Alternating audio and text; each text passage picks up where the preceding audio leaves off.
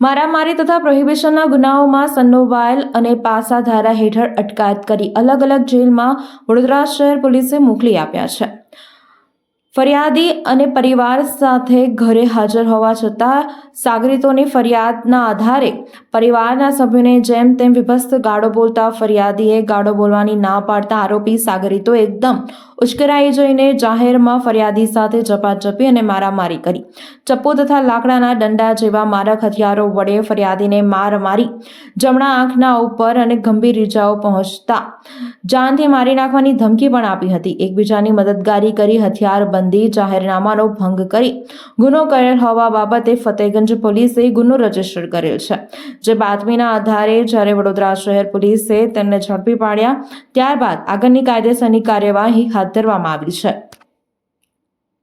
વડોદરાના સમાચાર જુઓ તથા આપણી ચેનલને સબસ્ક્રાઇબ કરો અથવા સંપર્ક કરો।